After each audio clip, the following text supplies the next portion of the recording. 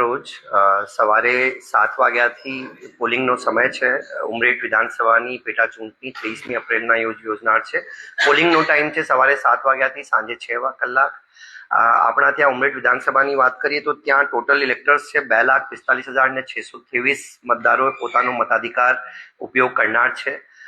ચૂંટણી તંત્રની તમામ તૈયારીઓ થઈ ગઈ છે. આ વખતે ઉમરેઠ વિધાનસભાની પેટા ચૂંટણીમાં 306 મતદાન મથકો યુઝમાં આવનાર છે અને 306ના 306 મતદાન મથકો ઉપર વેબકાસ્ટિંગની સુવિધા એટલે કે લાઈવ કંટ્રોલ રૂમથી અમે બૂથની અંદર અને બૂથની બહાર બંને બાજુ લાઈવ અમે કંટ્રોલ રૂમથી જોઈ શકીએ, નિહાળી શકીએ અને ઇલેક્શન કમિશન ઓફ ઇન્ડિયાની ટીમ પણ નિહાળી શકે આ માટેની વ્યવસ્થા કરવામાં આવી છે.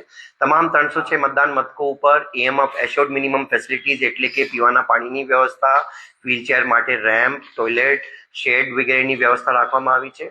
આ વખતની ચૂંટણીમાં એક ખાસ ઇલેક્શન કમિશનનો પ્રયોગ આવો છે કે આપણે ફોન લઈને પણ જઈએ તો ત્યાં બૂથની અંદર પ્રવેશતા પહેલા ફોન રાખવાની પણ વ્યવસ્થા અમારા તરફથી વોલન્ટિયર્સ એટલે સહાયકો તમામ 306 મતદાન મથકો ઉપર સહાયકોની પણ નિમણૂક કરી દેવામાં આવી છે. ઉમરેઠ વિધાનસભાના તમામ ઇલેક્ટર્સને ખાસ અપીલ કરવામાં આવે છે કે આ વખતે 23મી તારીખના રોજ ખૂબ મોટી સંખ્યામાં આપણે મતાધિકારનો પ્રયોગ કરીને આ લોકશાહીના પર્વમાં ભાગ લઈએ. વિધાનસભાની અને નગરપાલિકાની ચૂંટણી એમાં મતદારો મૂંઝવાય નહીં એવી એક સિસ્ટમ આપના દ્વારા કરવામાં આવી શું છે? ઉમરેઠ વિધાનસભાની ચૂંટણી 23મી તારીખે છે અને આપણે સૌ જાણીએ છીએ કે ઇલેક્શનની દરમિયાન જ્યારે કોઈ મતાધિકાર નો ઉપયોગ કરવા માટે કોઈ મતદાર પોલિંગ બૂથ ઉપર જાય છે તો એમની આઈડેન્ટિફિકેશન પછી એમની ઓળખ થયા પછી એમની ડાબા હાથની પહેલી આંગળી એટલે ફોરફિંગર ઉપર અવિલોપ્ય શાહી લગાડવામાં આવે છે અને સ્વાભાવિક છે કે 23મી તારીખે મતદાન થશે અને ઉમરેઠ વિધાનસભાના મતદાન 23મી તારીખે થશે અને 26મી તારીખે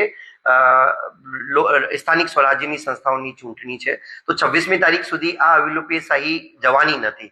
તો એના માટે રાજ્ય ચૂંટણી આયોગ તરફથી એક વિશેષ સૂચના આપવામાં આવી છે કે ઉમરેઠ વિધાનસભામાં લાગુ પડતા સ્થાનિક સ્વરાજ્યના જેટલા મતદાર મથકો છે આ મતદાન મથકો ઉપર ડાબા હાથની મધ્યમ આંગળી જે વચલી આંગળી છે ડાબા હાથની આ આંગળી ઉપર અવિલોપ્ય શાહીનો ઉપયોગ કરવામાં આવશે કેમ કે ફર્સ્ટ ફોર ફિંગર ઉપર તો 23મી તારીખે પણ ઇન્ડેલિબલ ઇંક લાગેલી હશે.